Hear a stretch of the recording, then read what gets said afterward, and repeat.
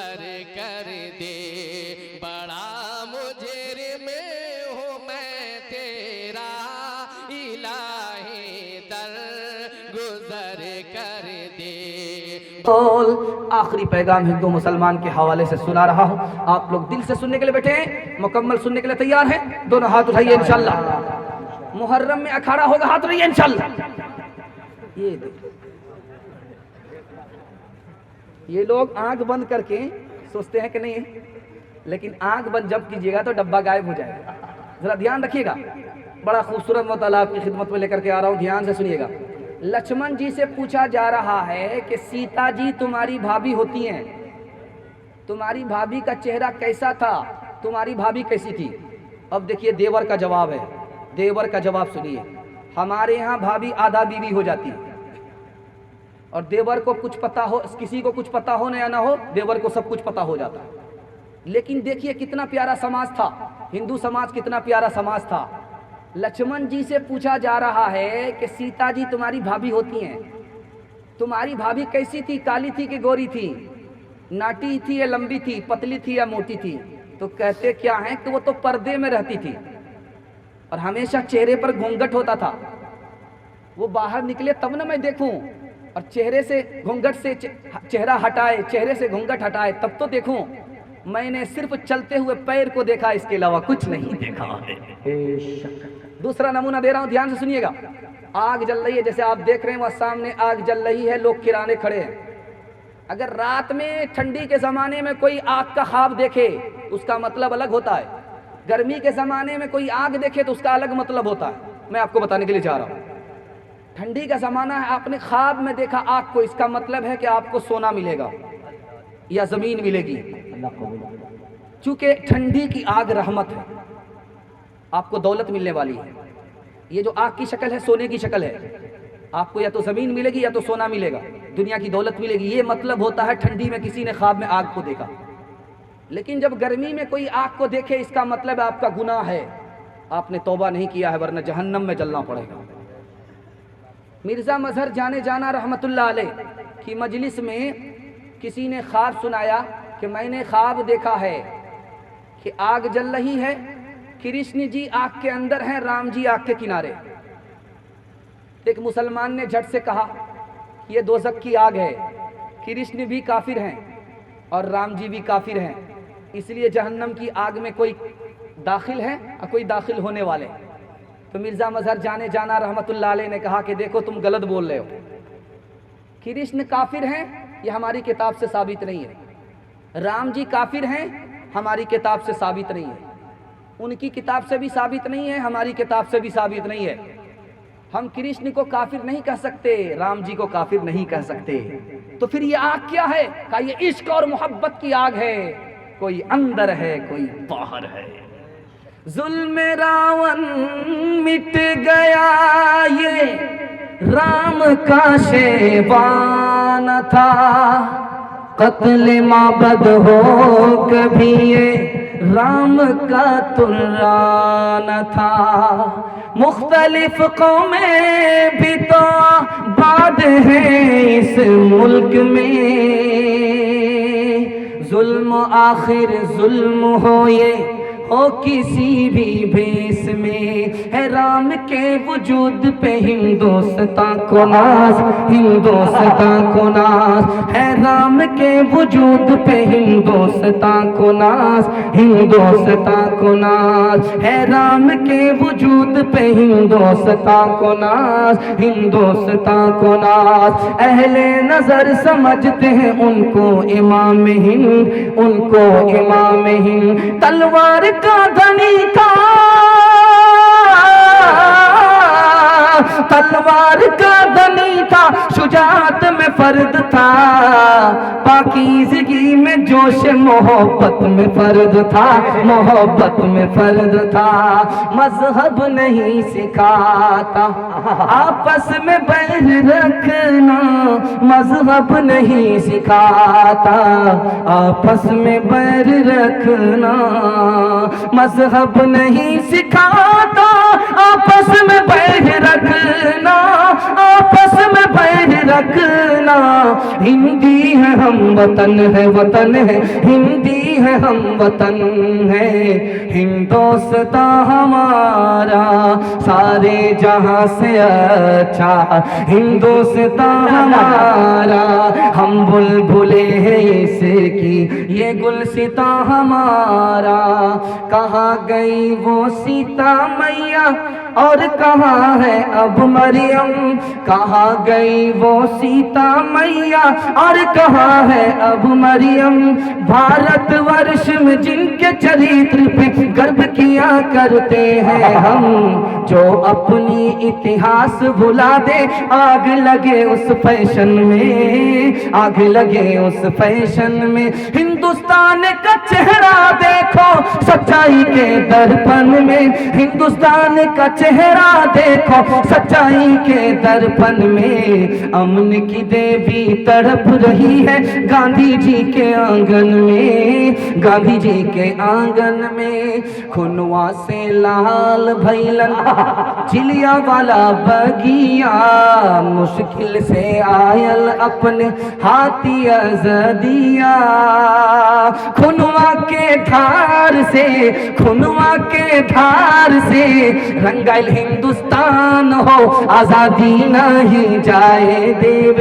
हिंदू मुसलमान और सिख ईसाई कंधे से कंधा अपन लहने मिलाई।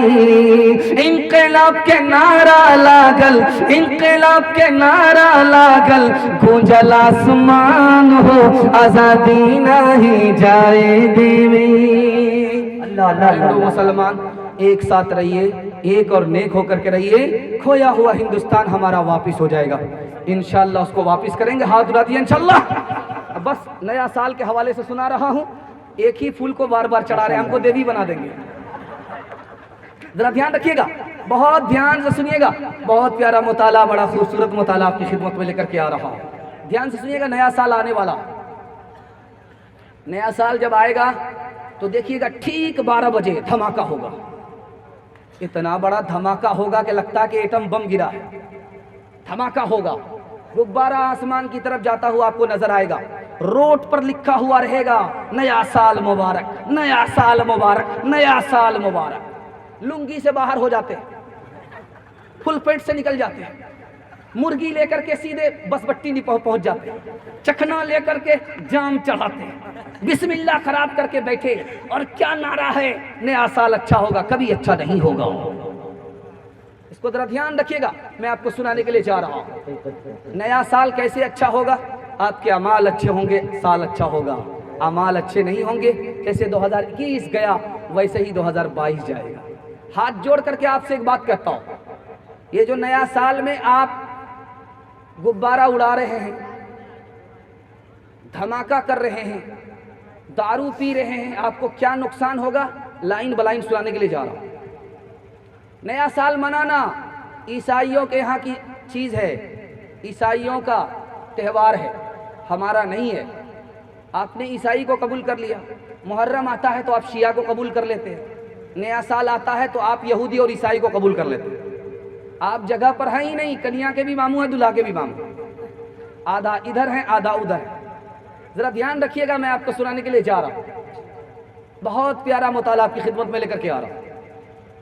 12 बज गए, ठीक 12 बजे आपने दारू पिया, ठीक 12 बजे आपने जश्न मनाया, जायजा नहीं लिया, गुनाह से तौबा करने का फैसला नहीं किया, हराम कमाने को लिए तौबा करने का फैसला नहीं लिया, गलत माहौल से निकलने का आपने फैसला नहीं लिया।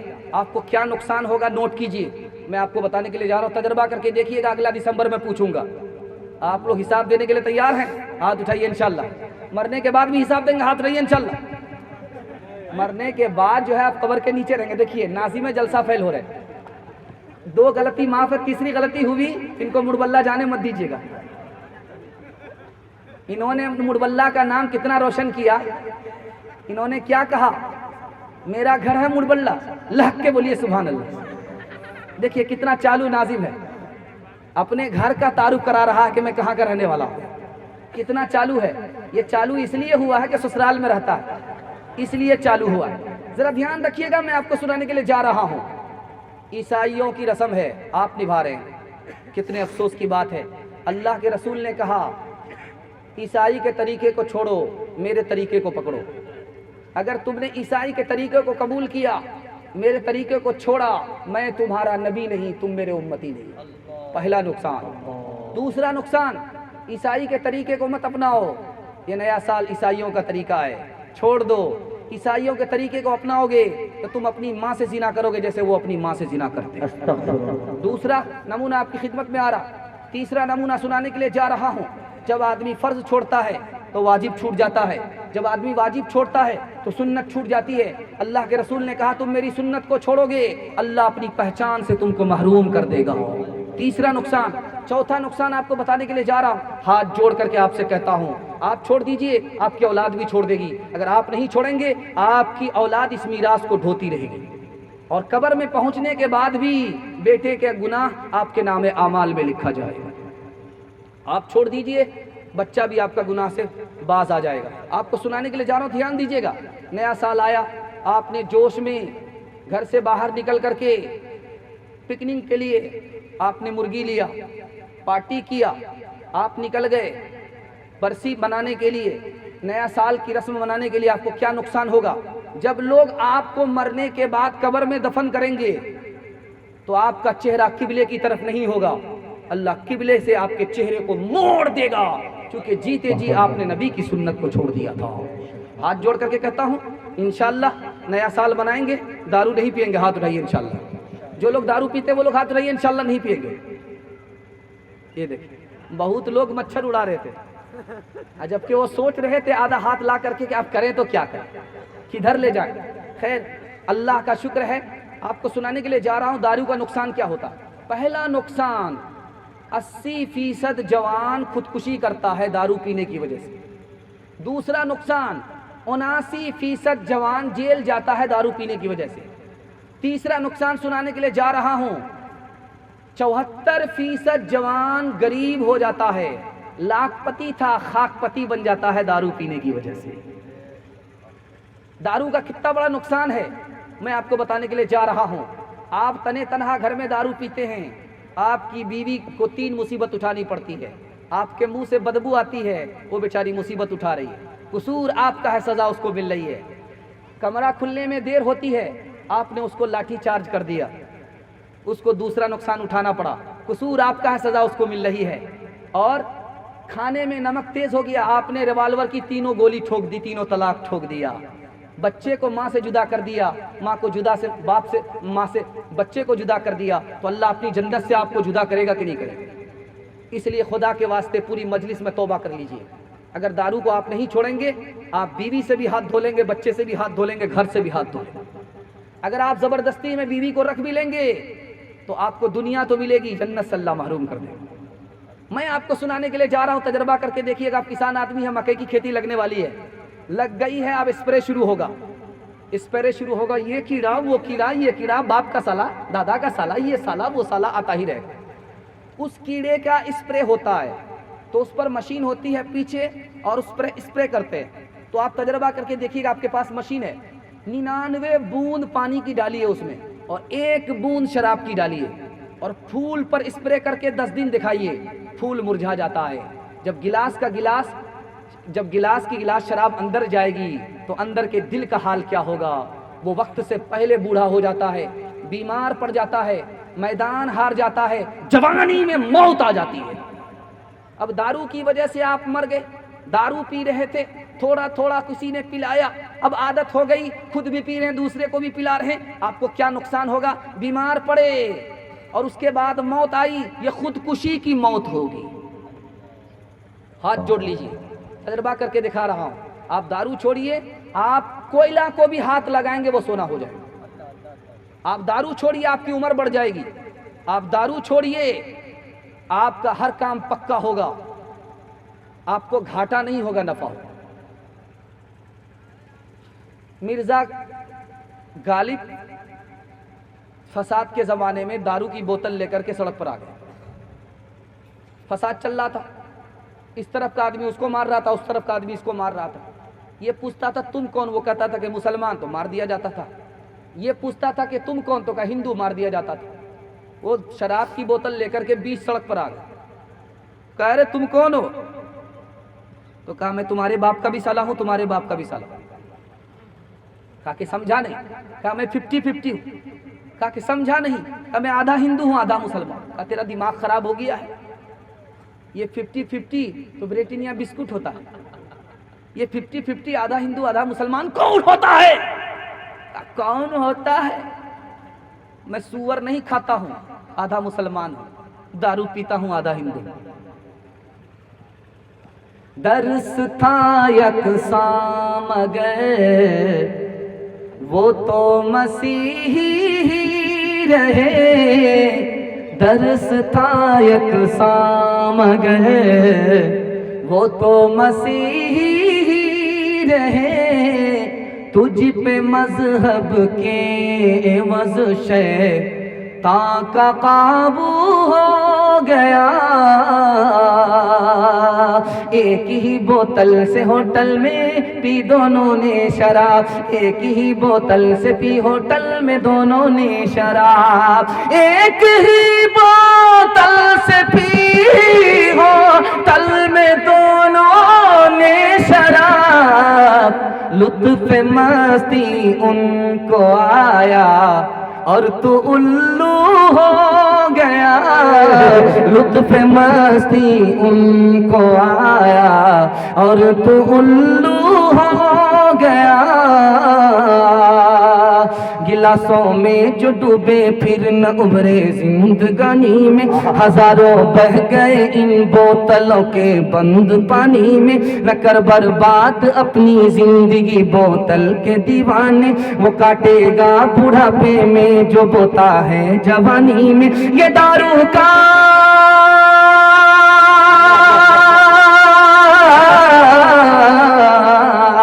दारू का पियाला मौत का कड़वा पियाला है। मिला है जहर शरबत में, छुपी है आग पानी में। मिला है जहर शरबत में, छुपी है आग पानी में।